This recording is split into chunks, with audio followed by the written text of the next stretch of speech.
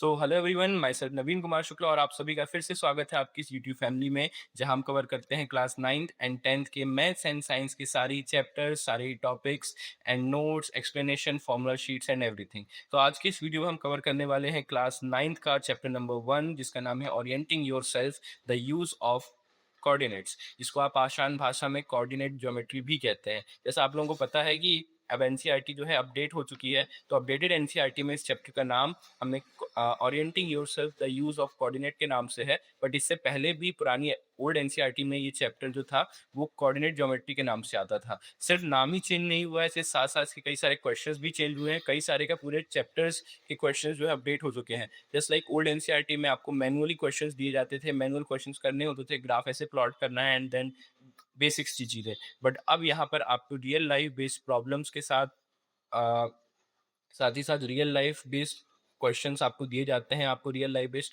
Problem solving उसमें दी जाती है। और मेजरली क्वेश्चंस 90% क्वेश्चंस इसी टाइप से हैं इस पूरे न्यू एनसीईआरटी बुक में। इसलिए आप लोगों को जो है इसके बेसिक्स एंड कॉन्सेप्ट्स पूरे क्लियर होने चाहिए, क्योंकि तभी आप उसको जो है अप्लाई कर पाएंगे। इस चैप्टर से रिलेटेड इसके पहले वाले वीडियोस एक्सरसाइज 1.1 एंड साथ ही साथ इस चैप्टर का जो एक्सप्लेनेशन नोट्स थे, फॉर्मूला शीट्स थे, वो भी मैंने अपलोड कर दिए हैं ऑलरेडी। आप जाकर उसे एक्सेस कर सकते हैं, प्लेलिस्ट मैंने लिंक दे दी है। इस यूट्यूब फैमिली में आपको हर एक चीज़ फ्री ऑफ कॉस्ट एक्सेस मिलेगा उस चीज़ का।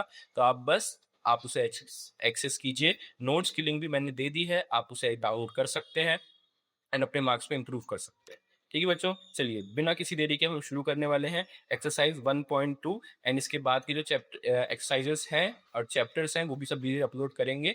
तो उसके लिए आप हमें प्लीज़ फॉलो कीजिए एंड देन आपको सारा कंटेंट यहाँ पर अवेलेबल मिलेगा। चलिए शुरू करते हैं।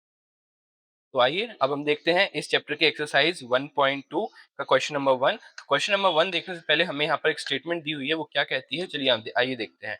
वो ये कहती है कि on a graph sheet mark X axis Y axis and the origin. हमें एक ग्राफ शीट लेनी है जिसमें हमें एक्स एक्सिस वाई एक्सिस और उसका ओरिजिन बनाना है ऑब्वियसली। ठीक है, mark the points from -7 to 13। यहाँ पर हमें पॉइंट्स बनाने हैं। कहाँ से कहाँ तक? एक्स एक्सिस में हमें यहाँ -7 से लेकर के 13 तक पॉइंट्स बनाने हैं और साथ ही साथ वाई एक्सिस में -15 से 12 तक पॉइंट्स बनाने हैं। एंड देन यहाँ पर हमें एक चीज दी हुई है, use the scale 1 centimetre is equal to 1 unit. ठीक है, आपको ये जो ग्राफ बनाना है, आपको ये जो ग्राफ फॉर्म करना है, आपको इसे एक कार्टेशियन प्लेन में फॉर्म करना है।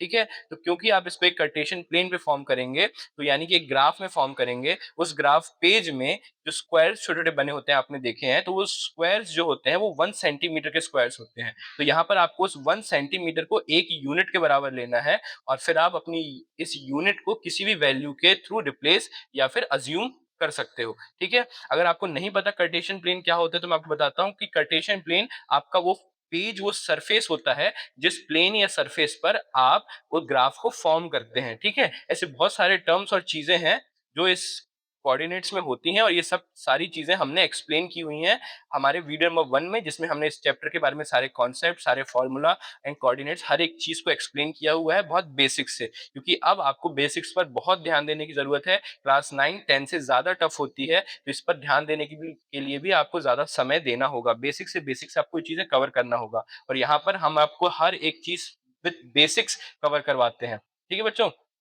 चलिए, तो अब यहाँ पर क्योंकि उन्होंने ग्राफ बनाने के लिए हमें कहा है, हम यहाँ ग्राफ फॉर्म करेंगे। आप लोगों की ग्राफ मैंने यहाँ पर फॉर्म किया हुआ है, आप देख सकते हैं कि ग्राफ है जिसमें मैंने X axis and Y axis आप लोगों के लिए फॉर्म किया हुआ है। एक्स एक्सिस में -7 से लेकर के 12 तक नंबर फॉर्म करने थे जो हमने फॉर्म किए हैं यहाँ पर।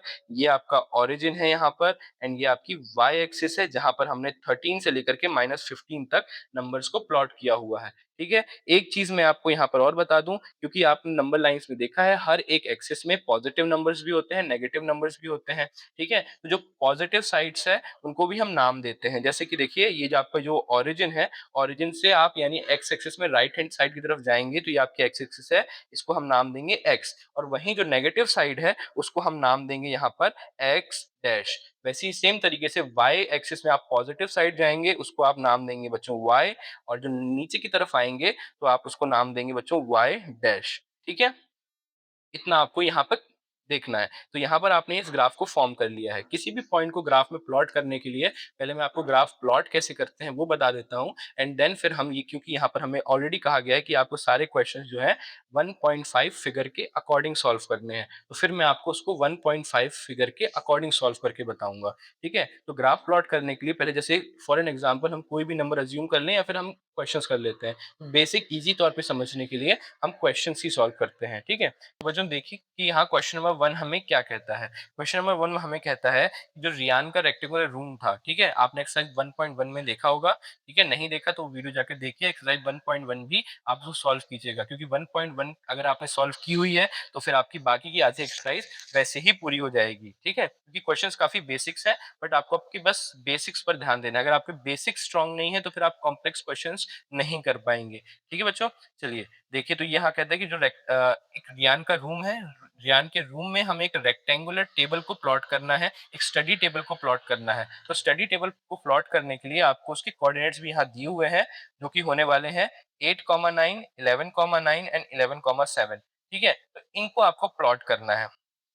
इनको प्लॉट करने के लिए पहले आप देखिए यहाँ पर ये आपका जो पॉइंट होने वाला है क्योंकि आप सारे पॉइंट को x, y के फॉर्म में लिखते हैं। पहले x कोऑर्डिनेट की वैल्यूज होती हैं, फिर y की वैल्यू होती हैं। तो यहाँ पर लिखा हुआ है 8, 9 यानी कि 8 जो है वो x की वैल्यू है और 9 y की वैल्यू है। ये सब चीजें मैंने फर्स्ट वीडियो में एक्सप्लेन की हुई हैं ऑलरेडी, ठीक है? तो यहाँ पे ये रही 8 की x की वैल्यू 8 एंड 9 जो है वो y की वैल्यू ये रही। यानी आपको यहाँ पर 8 जितना आगे आना है ये और यहाँ से आपको 9 जितना आगे आना है। तो ये आपके लिए पॉइंट यहाँ पर मिल गया है। क्या पॉइंट मिला बच्चों? ये रहा आपके लिए पॉइंट विच इज 8,9। मैं आपको यहाँ से लिख के दिखाता हूँ। ये रहा आपका पॉइंट जो है 8,9। उसी वे में आप देखोगे आपको आपका थर्ड पॉइंट मिला है। Second point 11,9। तो यहाँ से आप देख रहे होगे ये आपका 11 है और यही आपका 9 है। यहाँ से आप 11 तक जाएंगे, है ना? और यहाँ से ये देखिए 9 तक जाएंगे। ये रहा आपका पॉइंट जो कि होने वाला है यहाँ पर 11,9। उसी तरह से तीसरा पॉइंट जो है आपका वो होने वाला है 11,7। तो यहाँ से ये रहा आपका 11 एंड ये रहा आपका 7। तो आप ये देखेंगे कि आपको आपका ये थर्ड पॉइंट भी मिल गया, है ना? क्योंकि ये रहा 11,7, ठीक है? इस तरह से आपको यहाँ पे ग्राफ प्लॉट करना है। ये रहा आपका कोऑर्डिनेट्स जो कि होने वाले हैं कहाँ से कहाँ तक आप ये देख लीजिए। 9 से यहाँ तक, ये यहाँ तक, इसके कोऑर्डिनेट्स जाएंगे वो यहाँ तक जाएंगे, ठीक बच्चों, है ना? अब वो क्वेश्चन नंबर 1 अब हम आपको जो भी क्वेश्चन सिखाएंगे वो अब हम रियान के रूम के एग्जाम्पल यानी कि फिगर 1.5 के अकॉर्डिंग सिखाएंगे, ठीक है? चलिए वो क्वेश्चंस देखते हैं। ये रहे क्वेश्चन नंबर 1। यहाँ पे हमने उसके कोऑर्डिनेट्स बनाकर देख लिए थे। मैं आपको इस ग्राफ में जो फिगर है इसके अकॉर्डिंग भी उस कोऑर्डिनेट्स को बनाकर दिखा देता हूँ, ठीक है? यहाँ पर आप देखेंगे कि मुझे पॉइंट्स को देखना है व्हिच इज 8, 9। सबसे पहले तो ये रहा मेरा 8 पॉइंट और ये रहा मेरा 9 पॉइंट। तो यहाँ से मुझे 8 तक जाना है बच्चों। ये रहा मेरा कॉमा 8 जो कि ये पॉइंट रहा और उसी के साथ-साथ मुझे 11, 9 में भी जाना है। तो ये रहा मेरा 11 पॉइंट, यहाँ तक मैं ऊपर जाऊँगा तो ये रहा मेरा 11th पॉइंट एंड देन ये रहा मेरा 7th पॉइंट। तो ये 11,7। तो ये 3 कोऑर्डिनेट्स मुझे यहाँ मिल गए बच्चों। ये रहा 8, 8, 11,9 एंड उसके साथ में ये 11,7, ठीक है? ये तीनों कोऑर्डिनेट्स मुझे यहाँ पर मिल चुके हैं। ये रहे, ठीक है? तो अब वो क्वेश्चन नंबर 1 में मुझसे और क्या पूछता है? वो मुझसे पूछता है where will be the 4th foot of a table be? तो 4th फुट जो होने वाला है टेबल का वो कहाँ होने वाला है? तो ऑब्वियस सी बात है ये एक रेक्टेंगुलर टेबल है। रेक्टेंगल शेप हमें बनाना आता है। एक ऐसा शेप जिसकी 2 अपोजिट साइड्स इक्वल होती हैं, ठीक है? तो अब ये भी 2 अपोजिट साइड्स आप इक्वल बनाएँगे तो ऑब्वियस सी बात है वो जो पॉइंट बनेगा वो कुछ यहाँ से जो 8, 9 से 2 यूनिट्स नीचे यानी कि जिसका फिगर जो होगा वो 8, 7 के आसपास बनेगा यानी ये रहा वो पॉइंट क्योंकि हमें एक रेक्टेंगुलर फॉर्म करना था, है ना? ये जो लाइन है हमारी ये जो यहाँ लाइन है ये लाइन जो है वो इसी से इक्वली अपोजिट होनी चाहिए जो कि हमने यहाँ पर फॉर्म की, ठीक है? तो हमें पॉइंट जो यहाँ पर मिला वो पॉइंट हमें मिल रहा है बच्चों 8, 7। तो आपका जो फोर्थ क्वाड्रेंट होने वाला है वो होने वाला है 8, 7। तो यहाँ पर आप लिखेंगे the fourth foot of a table be on coordinate 8 8,7। ये आपका आंसर नंबर 1 हो गया यहाँ पर, ठीक है? ये देखिए अभी एक रेक्टेंगुलर टेबल जैसा भी फॉर्म हो चुका है ये, है ना? चलिए अब ये क्वेश्चन नंबर 2 क्या कहता है? वो हमको ये कहता है कि is this a good spot for the table, यानी कि जो स्पॉट है क्या वो टेबल के लिए सही है। अब ये वाला क्वेश्चन परफेक्टली और कंप्लीटली आपके ओपिनियन पर बेस्ड है, ठीक है। मैंने जैसा कहा था कि न्यू एनसीईआरटी में सारे क्वेश्चंस अज्यूमिंग के ऊपर हैं या अज्यूमिंग के ऊपर यानी रियल लाइफ बेस्ड एग्जांपल्स के साथ लिए गए हैं। हर एक चीज को आपको रियल लाइफ एग्जांपल्स और प्रैक्टिकल क्वेश्चंस के अकॉर्डिंग सॉल्व किया गया है, तो ये इस चीज को भी आपको उसी वे में लेना है। आपके ओपिनियन बहुत सारे अलग अलग हो सकते हैं कि ये सही जगह है या नहीं है तो क्यों है, आपको ये रीज़न भी बताना पड़ेगा यहाँ पे। तो अगर आप मुझसे इस चीज़ के बारे में पूछते हैं कि अगर ये है तो क्यों है, तो मैं आपको बताऊँगा कि मेरे अकॉर्डिंग ये जो प्लेस है, this is a good spot for the table. ये मेरे लिए टेबल के लिए मेरे हिसाब से एक बहुत परफेक्ट स्पॉट है फॉर द टेबल। ठीक है बच्चों? अच्छा। अब ये भी है कि है तो क्यों है, ये भी बताना पड़ेगा। तो पॉइंट नंबर 1 यहाँ पर आप क्या देंगे? सबसे पहले तो देखिए एक बहुत ही कॉर्नर पर प्लेस्ड है, ठीक है? और किसी भी बाकी जो रूम के ऑब्जेक्ट्स हैं जैसे टेबल, वार्डरोब, बाथरूम या फ्लावर पॉट या डेस्क किसी भी चीज़ को जो है बॉदर नहीं करता, किसी भी चीज़ को परेशान नहीं करता या उसके ऊपर आपस में कभी किसी से टकराता नहीं है ना? तो मैं इसको बोलूँगा it is perfectly placed in the correct corner and don't bother anything, यानी किसी भी चीज को बॉदर नहीं करता है। अच्छा एक पॉइंट और दे सकते हैं बच्चों, एक पॉइंट और दे देते हैं। एक पॉइंट और क्या लिख सकते हैं कि ये किसी भी गेट को जो है ऑब्स्टिकल के रूप में पैक नहीं करता, यानी कि देखो ये जो हमने एक्सरसाइज 1.1 की थी उसमें हमने देखा था कि यहाँ पर D1 R1 उसके रूम का गेट है और B1 B2 उसके बाथरूम का गेट है, तो वो किसी गेट के सामने नहीं आता, तो ये किसी गेट को क्लोज नहीं करता, ठीक है। ये गेट से भी दूर है, तो आप यहाँ भी ये भी लिख सकते हो, ठीक है। It is not blocking any door, ये भी एक पॉइंट हो गया। तो ऐसे और सारे पॉइंट भी बना सकते हो जैसे कि अब ये देखिए बेड से काफ़ी दूर है, तो ये क्योंकि बेड से काफ़ी दूर है तो ये यहाँ से निकलने का रास्ता भी बहुत ईज़िली देता है, तो it can give very free space to move around, हमें यहाँ से घूमने घूमने के लिए काफ़ी अच्छा स्पेस भी दे देता है। तो ऐसे कई सारे पॉइंट्स आप अपने हिसाब से लिख सकते हो और आपके कई सारे खुद के भी ओपिनियंस होंगे तो आप उसमें वो ऐड कर सकते हैं, ठीक है? यहाँ पे हम पॉइंट नंबर 3 देखते हैं कि वो क्या होने वाला है। Point number 3, what is the width of the table, the length and can you make out it's height of the table. तो वो हमसे आपसे विड्थ, हाइट और लेंथ तीनों चीजें पूछ रहे हैं, तो यहाँ पर हमें उन्हें वो भी बताएंगे, ठीक है बच्चों। चलिए, तो पहले हम उन्हें विड्थ बता देते हैं। विड्थ क्या होती है? जो वर्टिकल लाइन होती है उसको हम विड्थ कहते हैं, ठीक है? तो वो विड्थ बताने के लिए हमने इसके कॉर्नर्स देख लेंगे क्या-क्या होने वाले हैं, व्हिच इज़ 8,9, 11,9, 11,7। अब क्योंकि हमको विड्थ बतानी है ना? तो कॉम पॉइंट नंबर 3 यहाँ पे क्या होने वाला है, विड्थ बताते हैं उनको पहले। तो विड्थ बताने के लिए हमें हमें ना वर्टिकल लाइन्स लेनी है, यानी वाई एक्सिस में पॉइंट्स देखने हैं। तो पहले हम यहाँ पे अपना फर्स्ट पॉइंट देख लेते हैं जो वाई एक्सिस में है, 8,9, और उसके जस्ट नीचे वाला पॉइंट जो होने वाला है हमारा 8,7, है ना? तो अब क्योंकि हमें वाई एक्सिस ही बतानी है, सिर्फ वाई एक्सिस की यूनिट्स बताने हैं, यहाँ पे एक्स एक्सिस कोई काम नहीं है ना? तो सिर्फ हमें वाई एक्सिस की यूनिट बतानी है। तो वाई एक्सिस की यूनिट बताने के लिए आप देखेंगे कि आपके पास 2 यूनिट है। सबसे पहली आपको ऊपर वाले पॉइंट में वाई एक्सिस की वैल्यू, क्योंकि 8,9 में आपको 9 गिवन है और 8,7 यानी पॉइंट नंबर 2 में आपको 7 गिवन है। तो आप इन दोनों को आपस में माइनस कर देंगे तो आपके पास आंसर आएगा 2।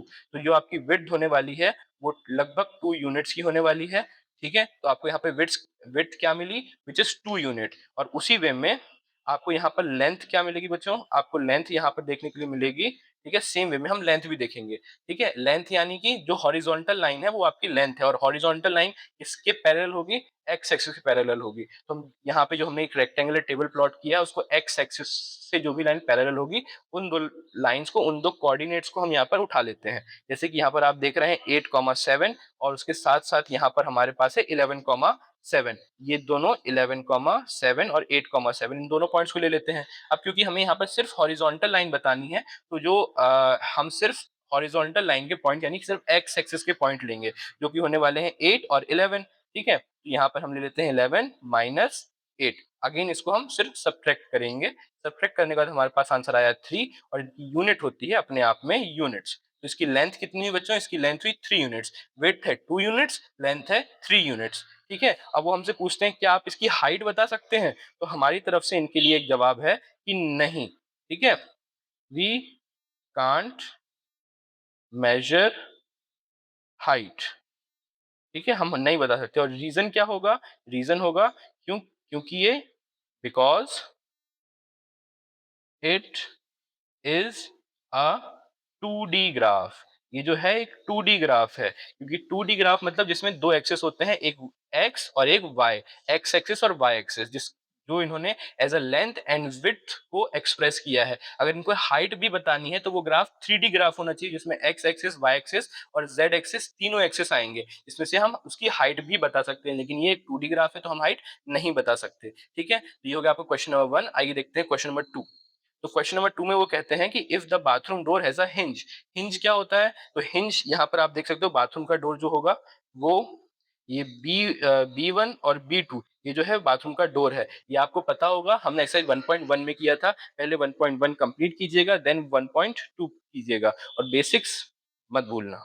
ठीक है, B1 एंड B2, ये जो B1 में है हिंज लगा हुआ है। अब हिंज क्या होता है? आपको पता है, आपके घर में कोई भी गेट होगा, जो भी कोई भी गेट होगा, उसके 2 एंड्स होते हैं, this and and this and. तो वो एक साइड से आप उस गेट को पुश करते हो या पुल करते हो, तो वो दूसरी साइड से हमेशा अटैच होता है, और वो कुछ इस वे में खुलता है। तो वो गेट आपकी चौखट से, जो आपकी गेट की बॉर्डर्स होते हैं, वो जिस साइड से परमानेंटली कनेक्टेड रहता है और जिस साइड से मूव होता है, वो हिंज साइड होती है। उस तरफ हिंज लगा हुआ होता है, एक मेटल का वो होता है ना, जिससे गेट खुलता है, बंद होता है, तो हम उसे हिंज कहते हैं, है ना? तो यहाँ पर B1 में एक्चुअली हिंज लगा हुआ है, तो कहते हैं and the open into the bedroom, और वो बेडरूम की तरफ ओपन होता है। यानी कि ये जो है, यहाँ पर एक गेट लगा हुआ है ना? मैं आपको बताता हूँ, यहाँ पर एक गेट लगा हुआ है, और वो कुछ इस तरह से ओपन होता है, यानी कुछ इस वे में अंदर बाहर की तरफ ओपन होता है। बाथरूम के अंदर की तरफ ओपन नहीं होता, इस तरह से ओपन होता है कि उसका गेट खुलने के बाद में बेडरूम की तरफ आता है। ठीक है, will it hit the wardrobe? क्या ये वार्डरोब को हिट करेगा या नहीं करेगा, आपको ये बताना है। उसके लिए आपको देखना पड़ेगा कि वार्डरोब जो है वॉल से कितनी दूर है, क्योंकि गेट तो एट द एंड वॉल पर फिक्स्ड है, तो वो वार्डरोब कितनी दूर है, और जो गेट है उसकी जो है यूनिट्स कितनी है, आपको ये बतानी है यहाँ पर। ठीक है, चलिए हम देखते हैं इस चीज को। यहाँ पे वन क्या होने वाला है? वन होने वाला है कि पहले तो आपको वो वार्डरोब को हिट करेगा या नहीं करेगा। तो पहले आप वार्डरोब की यूनिट्स देख लीजिए, तो हम यहाँ पे देख लेते हैं वार्डरोब। वार्डरोब हम देख लेते हैं। वार्डरोब की जो लेंथ होने वाली है, वो हम लेंथ देख लेते हैं। मतलब वो वार्डरोब की लेंथ नहीं, कि बट वो कितनी डिस्टेंस पर है फ्रॉम दी वॉल। ठीक है, हम वो देखते हैं। तो जो यहाँ पर वॉल और वार्डरोब के बीच में कितना डिस्टेंस है, तो जो यहाँ पर वॉल होने वाली है, वॉल के कोऑर्डिनेट्स होने वाले हैं 0,0, क्योंकि ऑब्वियसली वो ओरिजिन पर है। और जो वार्डरोब के हैं, वो जो वार्डरोब है हमारी, वो 0,-3,0 है। क्या है? सॉरी, 3,0 है। क्यों? क्योंकि एक्स एक्सिस पर प्लेस्ड है, तो y की वैल्यू 0 होगी, और जहां पर वो प्लेस्ड है वो 3 है। ठीक है, तो अब क्योंकि हमें इन दोनों के बीच में डिस्टेंस निकालनी है, तो हम ऑब्वियसली जो एक्सिस है उनको माइनस कर लेते हैं। तो माइनस करने के बाद में आपके पास जो आंसर आएगा सिर्फ एक्स एक्सिस की वैल्यू से, तो 3 माइनस 0 कितना होता है बच्चों? वो होता है 3 यूनिट्स। यूनिट्स लिखना कभी नहीं भूलना चाहिए। तो जो हमारी वार्डरोब और गेट है, वार्डरोब और वॉल है, इन दोनों के बीच में डिस्टेंस कितनी है? 3 यूनिट्स की। कितनी है? 3 यूनिट्स की। अब देखते हैं कि वो जब गेट खुलेगा तो कितनी दूरी पर आएगा। तो वो जब गेट खुलेगा तो ऑब्वियसली बात है, गेट की लंबाई जितनी होगी उतनी ज्यादा दूरी तक वो फैल कर आएगा। तो हम यहाँ पर गेट की लंबाई नाप लेते हैं कि उसकी चौड़ाई है कितनी। ठीक है, तो यहाँ पर जो हमारा डोर होने वाला है बाथरूम का, उसको हम देखते हैं वो कितना है। वो एक्सटेंड करता है B1 से B2 तक। कहाँ तक? B1 से B2 तक। तो B1 के जो कोऑर्डिनेट्स होंगे वो कितने होने वाले हैं? वो होने वाले हैं यहाँ पर आपके 0,1.5, और B2 के कितने होने वाले हैं? 0,5। 4, क्योंकि वो y एक्सिस पर प्लेस्ड है तो एक्सिस की वैल्यूज उसके लिए 0 है। तो यहाँ पर उसकी लेंथ निकालने के लिए तो हम यहाँ पर सिर्फ उसके y एक्सिस को लेंगे एंड देन उसको माइनस करेंगे। तो यहाँ पे वैल्यूज कितनी आ गई, वो आ जाएंगी 4 माइनस 1.5। इसके लिए आपको मिल जाएगा 2.5 यूनिट्स।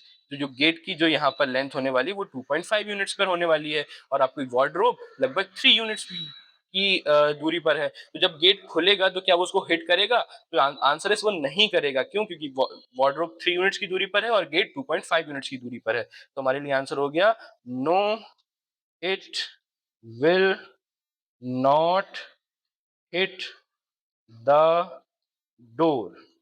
ठीक है, वो डोर को हिट नहीं करेगा। क्यों बच्चों? क्योंकि वो ऑब्वियसली उससे 2.5 यूनिट्स की दूरी पर है और वार्डरोब 3 यूनिट्स की दूरी पर है। तो इसके आगे वो हमसे क्या बोलते हैं? वो आगे हमसे बोलते हैं are there any chances you would suggest if the door is made wider? क्या हमारे पास चांसेस है हम गेट को और वाइड कर सकते हैं? तो ऑब्वियस सी बात है कि वार्डरोब ज्यादा दूर है तो हम गेट को और वाइड कर सकते हैं, है ना?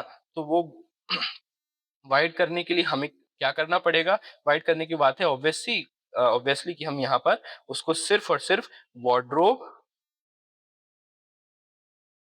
माइनस डोर देख लेते हैं कि हम और कितना लंबा कर सकते हैं इसको। तो यहाँ पर हम इसको सिर्फ वार्डरोब की है 3 यूनिट्स, है ना? और डोर में है 2.5 यूनिट्स। जब हम इसको माइनस करेंगे तो हमारे पास आंसर आना चाहिए 0.5 यूनिट्स। तो अभी हम अपने गेट को 0.5 यूनिट्स और वाइडर कर सकते हैं। तो यहाँ पर है yes, here we can make our door 0.5 unit more wider. हम उसे 0.5 यूनिट से और ज्यादा वाइडर कर सकते हैं।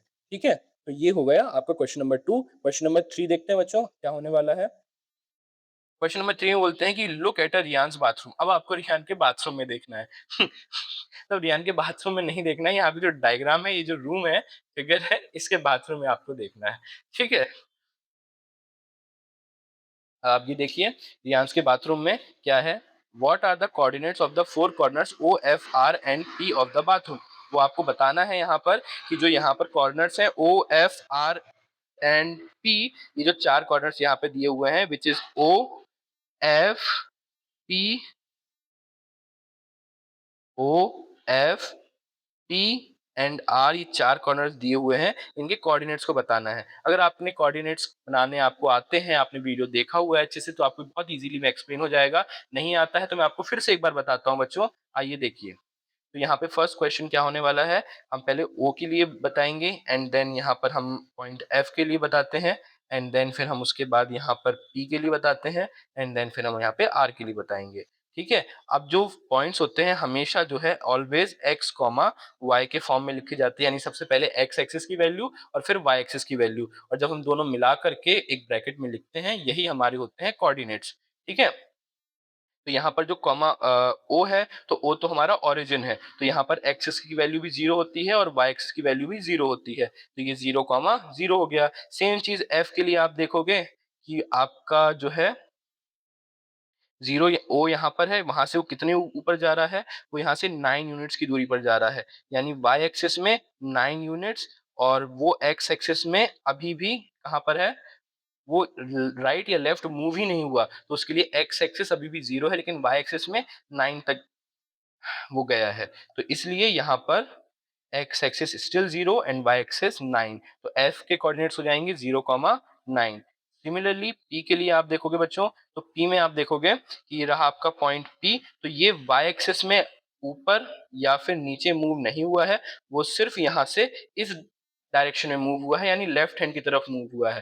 ठीक है, तो लेफ्ट हैंड में यहाँ देखेंगे सिर्फ एक्स एक्सिस की वैल्यू बढ़ी है, जो कि हुई है जाकर के -6। कितनी हुई है? -6। तो ये हो जाएगी -6,0। ठीक है, और इसी के साथ हम देख रहे हैं पॉइंट आर। पॉइंट आर में वो एक्स एंड वाई दोनों कोऑर्डिनेट में मूव किया है, दोनों एक्स से मूव किया है, तो यहाँ पर अब दोनों की वैल्यू चेंज होगी। यहाँ से वो यहाँ पर आता है वाई एक्सिस में यहाँ पर, जो कि पॉइंट है 9, और एक्स एक्सिस में आप देखेंगे वो आ रहा है -6 पर, यानी कि यहाँ पे जो कोऑर्डिनेट्स हैं वो होने वाले हैं -6 कॉमा 9। अब क्योंकि आपको पता होगा, अगर आपको बेसिक्स क्लियर है यहाँ पर, कि ये जो क्वाड्रेंट्स होने वाले हैं, अगर ये ओरिजिन है, इसके अपर राइट कॉर्नर में क्वाड्रेंट 1 होता है और अपर लेफ्ट कॉर्नर में क्वाड्रेंट 2, लोअर लेफ्ट कॉर्नर में क्वाड्रेंट 3 और साथ ही लोअर राइट कॉर्नर में क्वाड्रेंट 4। हर क्वाड्रेंट में वैल्यूज जो एक्स एक्सिस की और वाई एक्सिस की पॉजिटिव नेगेटिव में चेंज होती रहती है। आपको पता होगा क्वाड्रेंट 2 में जो होता है एक्स हमेशा नेगेटिव होता है और वाई हमेशा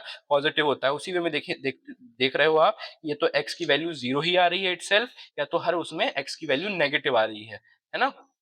तो ये बेसिक्स है। आप कई बार कोऑर्डिनेट देखकर भी बता सकते हो कि ग्राफ किस क्वाड्रेंट में प्लॉट होगा। ये सब की इन्फॉर्मेशन मैंने हमारे फर्स्ट वीडियो में दे दी है, ठीक है? तो आप जाकर उसे देख सकते हो। एंड देन अब यहाँ देखते हैं कि क्वेश्चन नंबर 2 क्या होने वाला है। What is the shape of the showering area SHWR in Riyan's bathroom, write the coordinates of the four corner. ठीक है, तो यहाँ पर हमें जो है रियान का जो शावरिंग एरिया है, विच इज यहाँ पर ये है आपका SHWR, ये क्वाड्रेंट का शेप क्या होने वाला है और साथ ही साथ इसके कोऑर्डिनेट्स क्या क्या है वो हमें बताने हैं। तो चलिए हम वो भी देख लेते हैं।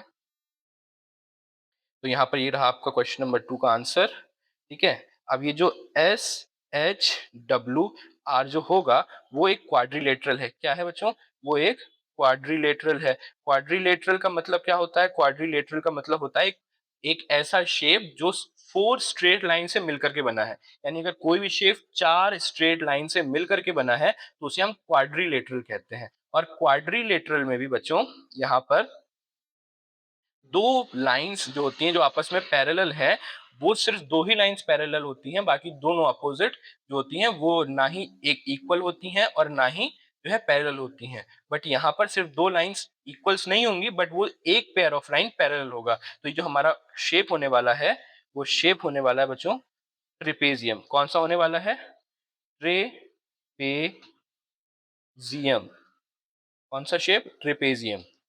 इसको आप ध्यान देना, ये ट्रेपेजियम है, ठीक है? और साथ ही हमको इसके कोऑर्डिनेट्स भी बताने हैं, तो यहाँ पे हम वो भी बता देते हैं, विच इज SHWR, ठीक है? वो क्या होने वाले हैं आप देखिए। सबसे पहले हम देखते हैं एस कोऑर्डिनेट के लिए। ये हमारा एस है जो कि वाई और एक्स दोनों एक्सिस में मूव हुआ है। यहाँ से एक्स एक्सिस में वो आया है -6 पर और वहीं वाई एक्सिस में आया है यहाँ पर वो +6 पर। तो यहाँ पर जो हमारे एस के कोऑर्डिनेट्स होने वाले हैं वो होने वाले हैं यहाँ पर -6 कॉमा +6, ठीक है? अगेन मैं बता रहा हूँ कि ये जो है एक क्वाड्रेंट 2 है। कौन सा क्वाड्रेंट है? क्वाड्रेंट 2 है, जहाँ एक्स की वैल्यू हमेशा नेगेटिव रहेगी और वाई की वैल्यू हमेशा पॉजिटिव रहेगी, ठीक है बच्चों? चलिए अब इसके बाद देखिए आप एच। एच क्या होने वाला है यहाँ पर? एच यहाँ से -3 की तरफ जा रहा है और यहाँ से y पे जा रहा है -6 की तरफ। तो यहाँ पर आपके लिए h कोऑर्डिनेट हो जाएगा -3 कॉमा 6, ठीक है? उसी प्रकार से दूसरा कोऑर्डिनेट जो है w होने वाला है। w यहाँ पर आ रहा है आपके लिए -2 पर और यहाँ पर आ रहा है 9 पर। इसलिए आपका ये लिए कोऑर्डिनेट हो गया -2 कॉमा 9। सिमिलरली r के लिए आप देख रहे हो, r के लिए यहाँ पर -6 और यहाँ पर 9। क्या होने वाला है? होने वाला है -6 कॉमा 9। ये रहे आपके 4 क्वाड्रेंट्स किसके लिए? उसके शावरिंग एरिया के लिए। अब आप यहाँ पर देखेंगे क्वेश्चन नंबर 3 जो है, 3 के अंदर जो थर्ड क्वेश्चन है वो आपको बनाना है। Mark of a 3 feet into 2 feet space for the wash basin and a 2 feet into 3 feet for the space for the toilet. यानी कि आपको उसके बाथरूम में थोड़ा सा कंस्ट्रक्शन करना पड़ेगा। अब कंस्ट्रक्शन में क्या करना है आपको? उसके वॉश बेसिन के अराउंड 3 फीट इंटू 2 फीट का एरिया बनाना है। यानी जो आप ये देख रहे हो ये उसका वॉश बेसिन है, इसके अराउंड आपको 3 फीट इंटू 2 फीट का एक एरिया बनाना है। और ये उसका एक टॉयलेट है, टॉयलेट के अराउंड आपको 2 फीट इंटू 3 फीट का एरिया बनाना है, क्रिएट करना है आपको यहाँ पे, ठीक है? और फिर बाद में आपको उसके coordinates of these spaces, in spaces के आपको कोऑर्डिनेट्स भी लिखने हैं बच्चों, है ना? चलिए तो फिर हम ये शुरू करते हैं इसको भी लिखना, पर उससे पहले हमें थोड़ा सा कंस्ट्रक्शन करना पड़ेगा, वो भी हम कर लेते हैं। चलिए देखिए अब ये वॉश बेसिन है, यहाँ पर हमको जो है बोला गया है कि हमें यहाँ पे 3 फीट इंटू 2 फीट का एरिया बनाना है। अब हमें हमेशा पता है कि हम जो वैल्यू पहले लिखते हैं, वो हमारी एक्स एक्सिस की वैल्यू होती है और जो वैल्यू बाद में लिखते हैं, वो हमारी वाई एक्सिस की वैल्यू होती है। यहाँ पे एक्स एक्सिस जो होगा वो पहले लिखाया जाएगा यानी कि 3 फीट और जो वाई एक्सिस है वो बाद में लिखा है यानी कि 2 फीट। तो हमें एक्स एक्सिस में 3.3 यूनिट्स जाना है एंड वाई एक्सिस में हमें 2 यूनिट्स जाना है। तो यहाँ हम बनाते हैं -6 से 3 यूनिट्स ये रहा और साथ ही साथ यहाँ से 2 यूनिट यानी 1 एंड ये रहा 2। ठीक है? उसी प्रकार से ये आप हमारा बन गया 3 फीट इंटू 2 फीट का एरिया, है ना? इसको मैं जो है हाइलाइट कर देता हूँ, ये आपको दिख रहा होगा। एंड देन सेम चीज़ मैं यहाँ पर वॉशरूम के अराउंड भी करता हूँ। वॉशरूम की वॉल भी वॉश बेसिन की वॉल से लगी हुई होगी, बिल्कुल साथ-साथ चलेंगी। तो यहाँ पे बनने वाला है वॉश बेसिन के लिए 2 फीट इंटू 3 फीट, यानी कि यहाँ पर एक्स एक्सिस में जो है 2 फीट होगा और वाई एक्सिस में 3 फीट्स होगा। ठीक है? तो एक्स एक्सिस में 1 एंड 2 मूव हुआ एंड देन यहाँ से 1, 2 एंड ये 3 मूव होगा एंड देन यहाँ से 1 और ये 2 मूव हुआ। ठीक है? इसको ही मैं हाइलाइट कर देता हूँ आप लोगों के लिए। आपको ये एरियाज़ अब क्लियर हो गए होंगे, ठीक है? वॉश बेसिन के भी और इनके भी। तो अब आपको इसके कोऑर्डिनेट्स भी बताने हैं कि कोऑर्डिनेट्स क्या होने वाले हैं। ठीक है बच्चों? देखिए, यहाँ पे पॉइंट नंबर 3 आ गया आपका। तो ये कोऑर्डिनेट्स ये जो होंगे नाम रखने की अभी ज़रूरत नहीं है, तो हम ऐसे ही इसको बता देते हैं। तो जो यहाँ पॉइंट P जो था हमारा पॉइंट P यहाँ पर माइनस सबसे पहले हम नाम लिख लेते हैं वॉश बेसिन के लिए जो होगा,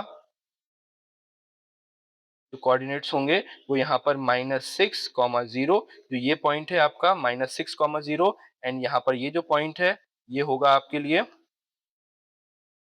-3, 0 अगेन और इसके अलावा जो इससे ऊपर वाला पॉइंट है यानी कि ये आपके लिए होगा बच्चों -3, 2 क्या होगा -3, 2 और इसी के साथ जो फोर्थ क्वाड्रेंट यानी कि ये है, ये हो जाएगा बच्चों -6, 2 ठीक है? ये आपके लिए वॉश बेसिन के कोऑर्डिनेट्स हो गए, है ना? इसके अलावा मैं आपको बताता हूँ टॉयलेट के कोऑर्डिनेट्स। किसके?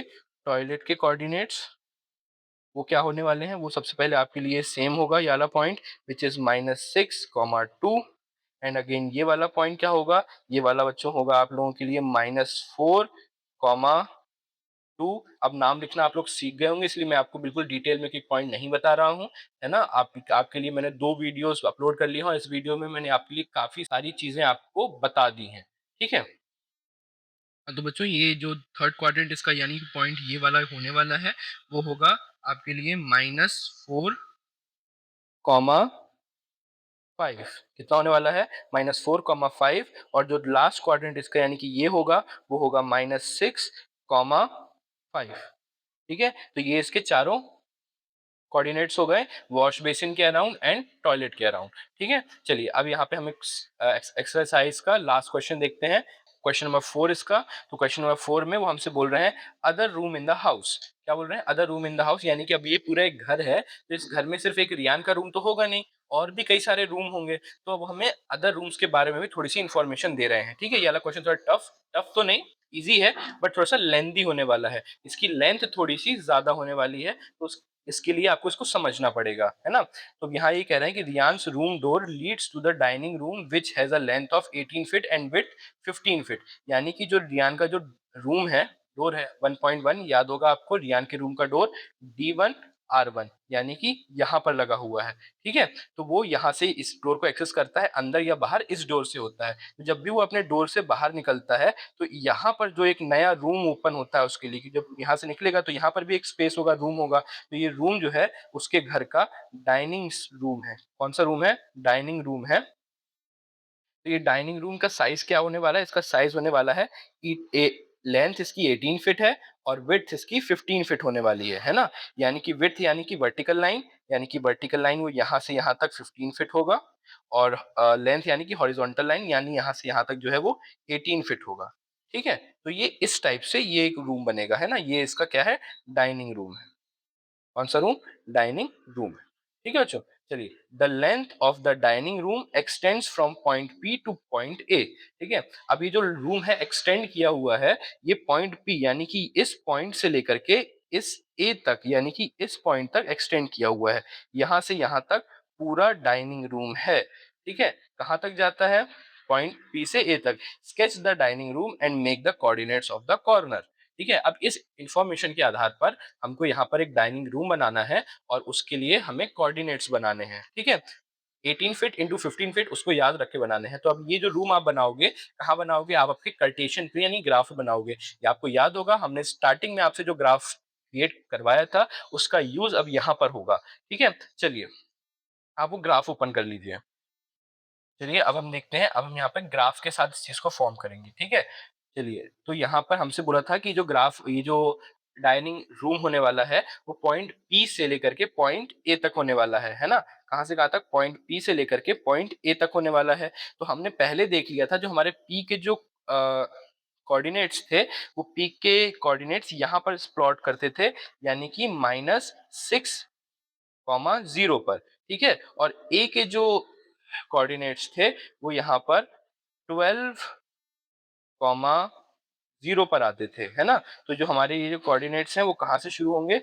यहाँ से ही शुरू होंगे, ये पॉइंट 6 से यहाँ 12 तक। ठीक है, ये यहाँ तक आ गए। अब इसके बाद हमें कितनी लेंथ पर रखना है? अब यहाँ पे हमें यूनिट्स का ध्यान देना होगा। ग्राफ में जो आपने यहाँ पे ये यूनिट्स बनाए थे, वो यूनिट्स आपने 1 centimetre is equals to 1 unit के बराबर रखा था। ये सिर्फ एक ग्राफ के लिए था, पर मैंने आपको ये कहा था ना कि अगर आपने ग्राफ में बनाने के लिए 1 सेंटीमीटर के लिए 1 यूनिट लिया है, और यूनिट की वैल्यू जो होती है कंप्लीटली अज्यूम आप कर सकते हो, अपने हिसाब से मान सकते हो। ठीक है, पर क्योंकि हमें यहाँ पर जो क्वेश्चन में ही जो वैल्यू दी हुई है वो फिट्स में दी हुई है। किसमें? यहाँ पर हमें वैल्यू फिट्स में दी हुई है, तो हम फिट्स में मानने के लिए इसको क्या करते हैं, यहाँ पर हम अज्यूम कर लेते हैं कि जो 1 फिट है वो इज इक्वल्स टू 1 यूनिट है, यानी 1 यूनिट इज इक्वल्स टू हमने 1 फिट मान लिया है। क्या मान लिया बच्चों? 1 फिट मान लिया है ना, अज्यूम कर लिया। तो जब वो हमसे कहते हैं कि इसकी जो लेंथ है, यानी कि इसकी जो वर्टिकल जो हॉरिजॉन्टल लाइन होनी चाहिए वो 18 फीट होनी चाहिए, और हॉरिजॉन्टली ये 15 फीट होना चाहिए, तो फिर हम उस हिसाब से इसकी वैल्यूज को आसानी से बना सकते हैं। यानी कि अगर हम बोल रहे हैं 15 फीट और 1 foot is equal to 1 unit, तो ऑब्वियसली हम यहाँ पर 15 यूनिट्स तक नीचे की वे में, यानी वर्टिकली हम नीचे की तरफ 15 यूनिट्स तक आराम से चले जाएंगे। तो 15, 0 से 15 की तरफ नीचे तरफ जाना, यानी कि -15। तो ये यहाँ पर हो गया -15 इसके कोऑर्डिनेट्स, यानी कि ये रहे इसके कोऑर्डिनेट्स। ठीक है, और वर्टिक और हॉरिजॉन्टली हमें जाना है 18 फीट। तो यहाँ से 18 फीट बच्चों कितना हो जाएगा? 6 है, यहाँ तक 6, तो 6 से 0 तक जाएंगे, यानी कि अगेन 6, और 18 जाना है तो 18 माइनस 6 कितना हो जाता है? 12। तो यहाँ से आप 6 आ गए और यहाँ से आप 12 चले जाइए, तो 6 + 12 18 आपका टोटल हो जाएगा। तो यहाँ से जब आप 12 की तरफ जाएंगे तो देखिए ये हो गए 6 यूनिट्स यहाँ तक, 0 तक, एंड देन यहाँ से 12 तक, ये हो गए टोटल 18 यूनिट्स, है ना? तो ये रहे आपका पॉइंट। तो क्योंकि ये जो पॉइंट है ये इजीली यहाँ से यहाँ तक 18 फीट का है, और यहाँ से यहाँ तक वो पूरा जो है वो 15 फीट का है।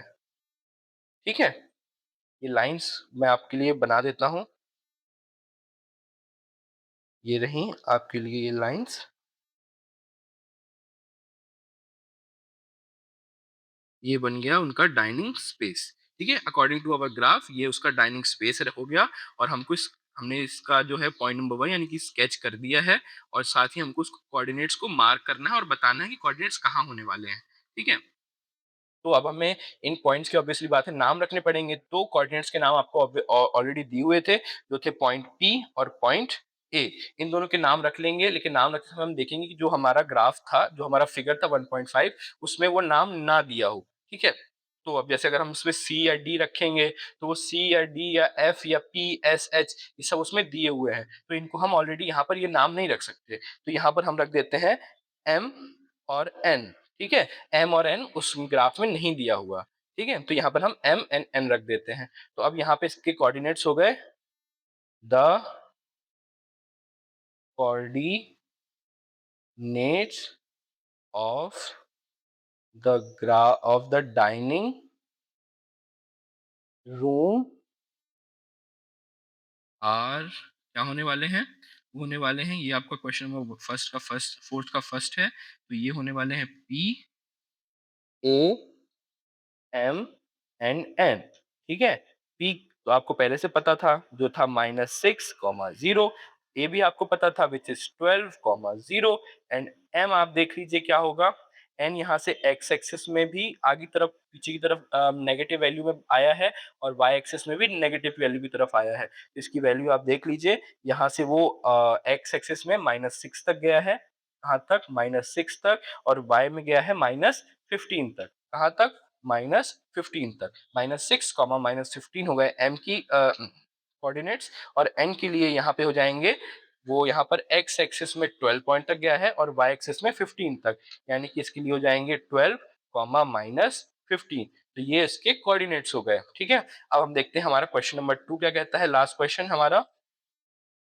वो ये कहता है place a rectangular 5 feet into 3 feet dining table precisely in the centre of the room, ठीक है। Write down the coordinates of the feet of the table, यानी कि अब हमको बहुत प्रिसाइसली, बहुत एक्यूरेसी के साथ हमको सेंटर में ही इस टेबल को रखना है। जो उसका डाइनिंग एरिया यानी कि जो उसका स्पेस होने वाला है ना, जो उसका स्पेस होने वाला है डाइनिंग एरिया का, इस एरिया में ही हमें एक टेबल को प्लेस करना है। लेकिन शर्त ये है कि ये टेबल बिल्कुल सेंटर में होना चाहिए, बिल्कुल सेंटर में। तो सेंटर में करने के लिए आप इसको देखोगे कैसे, आपने ये देखा कि ये 15 फीट है और ये 18 फीट है, आप दोनों साइड से सेंटर में आएंगे, ठीक है। आप ये देखिए, करने के लिए अगर इसकी जो लेंथ है वो कितनी है, वो है आपकी 18 फीट्स। तो इसको सेंटर में लाने के लिए आपने यहाँ पर क्या देखा, 18 डिवाइड बाय 2 किया, विच इज 9, ठीक है। तो आप यहाँ से m से या फिर p से 9 यूनिट्स पीछे की तरफ आ जाइए, या फिर 12 से 9 यूनिट पीछे की तरफ आ जाइए। तो आप 12 से 9 यूनिट पीछे की तरफ आएंगे तो विच इज ये हो जाएगा, यहाँ पर 0.3 की तरफ आ जाएगा, यानी x की वैल्यू यहाँ पर 3 की तरफ आ जाएगी, कुछ यहाँ पे, ठीक है। और सेम चीज आप यहाँ पर विड्थ के साथ भी करेंगे, ठीक है। तो विड्थ के साथ आप देखेंगे कि टोटल वो 15 फीट आया है, कितना, 15 फीट आया है। तो 15 फीट को आप जब देखेंगे, डिवाइड बाय 2 करेंगे कि आपको उसको बिल्कुल एग्जैक्ट सेंटर में रखना है, तो ये हो जाएगा बच्चों 7.5, है ना। यानी कि x की वैल्यू जो बनेगी, वो x की वैल्यू यहाँ पे जो कोऑर्डिनेट बनेगा वो 9, 7.5 बनेगा। क्या बनेगा, 9, 7.5, ठीक है। है ना, 9, 7.5। तो यहाँ पे आप x एक्सिस में 9 की तरफ आ गए और y एक्सिस में 7.5 की तरफ ऊपर चले जाएंगे, तो वो यहाँ पर कुछ आपको वैल्यू यहाँ पर 7.5 की यहाँ पर मिलेगी, है ना। ये मिली आपको 7.5 की वैल्यू, है ना, 7.5 की वैल्यू वो यहाँ से इस तरफ आएगी। तो ये रहा आपका सेंटर, तो ये इस रूम का सेंटर है। कोऑर्डिनेट क्या होने वाला है सेंटर का, सेंटर का जो कोऑर्डिनेट है वो होने वाला है यहाँ x एक्सिस में 3 तक है और यहाँ 7.5 तक है ना। एक्स एक्सिस में 3 तक है और यहाँ से 7.5 तक है, इतना आपको जाना है। यानी कि एक्स एक्सिस में 3 तक और वाई एक्सिस में -7.5 तक। तो ये जो आपके कोऑर्डिनेट्स होने वाले हैं,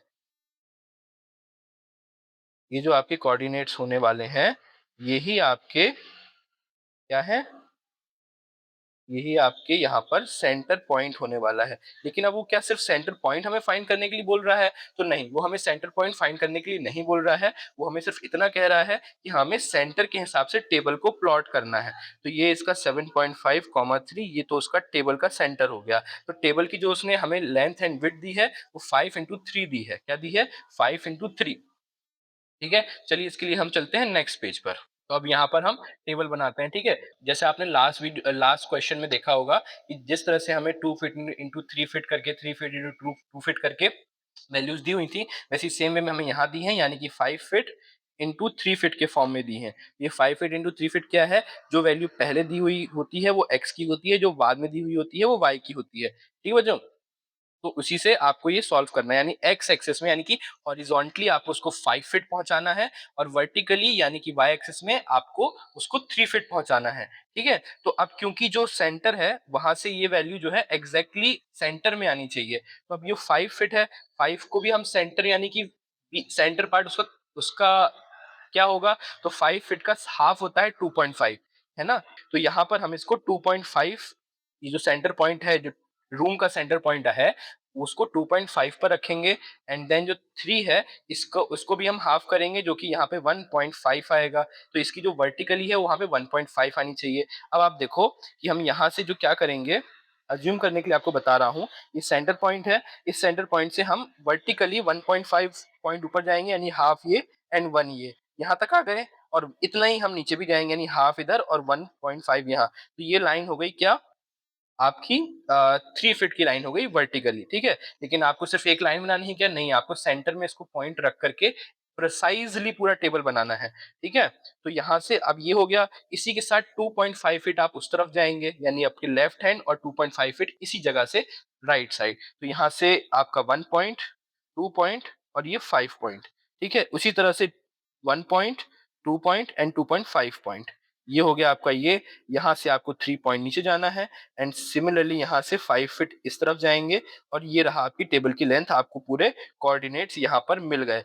इस वे से अगर आप करेंगे तो आपको इसके कोऑर्डिनेट्स मिल जाएंगे, है ना। तो अब चलिए मैं आपको पेन से डायरेक्टली इसको बना के दिखा देता हूँ। यानी कि यहाँ से मैं जाऊंगा कैसे, सेंटर पॉइंट से मेरे 1.5 पॉइंट ऊपर और साथ ही 1.5 नीचे। तो जब मैं इसको इसे सॉल्व करूंगा तो ये मुझे पॉइंट यहाँ मिलेगा और एक पॉइंट मुझे जो है वो यहाँ मिलेगा। उसी वे में 2.5 राइट एंड 2.5 लेफ्ट, है ना। तो 2.5 राइट और उसी वे में 2.5 लेफ्ट, है ना। तो ये रहा 2.5 इस तरफ एंड 2.5 इस तरफ, है ना। सेम वे में 2.5 इस तरफ सेंटर पॉइंट से, 2.5 इस तरफ सेंटर पॉइंट से, और ये इसको हम बाद में ज्वाइन कर देंगे। ये हमने यहाँ पर इसको ज्वाइन कर दिया, ठीक है बच्चों। ये हमने इसे ज्वाइन कर दिया। मैं आपके लिए इसको हाईलाइट कर देता हूँ, आपको आपके ग्राफ में इसको हाईलाइट नहीं करना है, मैं यहाँ पे सिर्फ आपको शो करने के लिए दिखा रहा हूँ, है ना। ये देखो ये जो एरिया है ये आपका सेंटर में बिल्कुल प्रिसाइसली आपकी जो है टेबल यहाँ पर फिट हो चुकी है ना। तो अब यहाँ पर आपको इसके चारों फीट के कोऑर्डिनेट बताने हैं, क्योंकि जो टेबल के जो फुट होंगे, जो फीट्स होंगे, वो कहाँ कहाँ स्टैंड करते हैं उसके कोऑर्डिनेट्स आपको बताने हैं। तो सबसे पहले हम इसके लिए नाम रख लेंगे, ठीक है। अब नाम हम इसके लिए क्या रख सकते हैं जो कि उसमें यूज ना हुए, तो हम इसके लिए रख लेते हैं एक्स वाई जेड या फिर WXYZ रख लेते हैं। हम देखते हैं ये नाम दिए हुए हैं या फिर नहीं लिए हुए हमने, देखते हैं। तो ये जो नाम है WXYZ, W गिवन है already, X Y Z given नहीं है, यानी डब्ल्यू तो गिवन है, एक्स वाई जेड यहाँ पर गिवन नहीं है। तो अब हम ये करते हैं कि एक्स डब्ल्यू की जगह वी ले लेते हैं, है ना। डब्ल्यू की जगह हम जो है क्या करते हैं, वी ले लेते हैं, वी एक्स वाई जेड कर लेते हैं, है ना। एक बार चेक कर लेते हैं, वी नहीं है ना इसमें, इसमें वी नहीं है बच्चों, इसमें वी नहीं है। तो हम इसको क्या करते हैं, वी एक्स वाई जेड ले लेते हैं जिसके कोऑर्डिनेट्स होने वाले हैं, है ना। तो ये हो जाता है हमारा यहाँ पर v, ये होता है हमारे यहाँ v x, ये हो गया हमारा जो है y एंड देन ये हो गया हमारा z, ठीक है। तो अब इसके हम नाम रखेंगे v x y और z। तो ये v क्या होने वाले हैं, x क्या होने वाला है, y क्या होने वाला है और z क्या होने वाला है। तो यहाँ पे v की जो वैल्यू है वो होने वाली है यहाँ पर 5.5, 5.5 और कॉमा के में -6, क्या 5.5 कॉमा -6। y की वैल्यू जो है नेगेटिव है और x की वैल्यू जो है 5.5 है। उसी वे में x की वैल्यू अगेन नीचे की तरफ थोड़ी सी जाएगी, यानी कि वो x एक्सिस में वहीं पर प्लॉट है लेकिन y एक्सिस में थोड़ी नीचे की तरफ आती है, यानी कि अगेन ये जो है 5.5 है, कॉमा में -9 की तरफ चला जाता है, ठीक है। और जो y की वैल्यू है वो अब शिफ्ट हो चुकी है और towards the origin in the x axis, जो कि पहुंच जाती है लगभग, यहाँ से आप देख रहे होगे 0.5 तक। तो 0.5 यहाँ पर x की वैल्यू हो जाएगी और इसी के साथ साथ y की वैल्यू 9 हो जाती, -9 हो जाती है ना। और z की वैल्यू क्या हो जाएगी, z की वैल्यू 0.5 कॉमा -6 हो जाती है, ठीक है। तो ये रहे आपके चारों के चारों कोऑर्डिनेट्स और इसी के साथ आपकी एक्सरसाइज जो होती है खत्म हो जाती है ना। और जो है आपको पता होगा कि ये जो है क्वाड्रेंट 3 है एक तरीके से। तो क्वाड्रेंट 3 में जो वैल्यूज कोऑर्डिनेट्स की बनती हैं वो यहाँ पर क्वाड्रेंट 3 में x की वैल्यू जो है वो पॉजिटिव होती है और y की वैल्यू यहाँ पर नेगेटिव होती है। तो ये आपको पता होगा क्योंकि ये सभी बेसिक्स हमने क्लियर किए थे पहले भी, है ना? तो आप यहाँ देखोगे कि यहाँ पे x की सारी वैल्यू पॉजिटिव आई है और y की सारी वैल्यू जो है वो नेगेटिव आई है ना? तो ये थोड़ा बेसिक्स है, बेसिक्स को इंप्रूव करोगे तो ये भी क्वेश्चंस आप बहुत आराम से कर सकते हो, है ना? बस यहाँ पे याद रखना जो चीज़ पहले पूछी जाती है वो x के लिए, जो चीज़ बाद में पूछी जाती है वो y के लिए, ठीक है? चलिए कंफ्यूजन को बिल्कुल ना लेती हुई यहाँ पे आज हमने कंप्लीट कर लिए हैं एक्सरसाइज 1.1, 1.2 दोनों एक्सरसाइज कंप्लीट हो चुकी हैं। आज हमने किया है इस वीडियो में एक्सरसाइज 1.2, 1.1 की वीडियो मैंने ऑलरेडी अपलोड कर दी थी। इसी के साथ उस चैप्टर के एक्सप्लेनेशन, फॉर्मूला और सब चीज़ों की वीडियो भी ऑलरेडी आ चुकी है ना? तो अब आपके पास इसके बाद जो कंटेंट आएगा वो इसी चैप्टर का जो चैप्टर के एंड के एक्सरसाइजेस हैं उसके 2 या 3 वीडियोज़ हैं, वो भी अपलोड हम करेंगे। शॉर्ट फॉर्म में रखेंगे, 20, 25, 30 मिनट से ज़्यादा नहीं जाएँगे। आप लोगों की लेंथ के लिए भी ध्यान दिया जाएगा एंड साथ ही साथ इसी तरह के बाकी कंटेंट के लिए भी आप हमें फॉलो कर सकते हैं। चलिए, थैंक यू सो मच।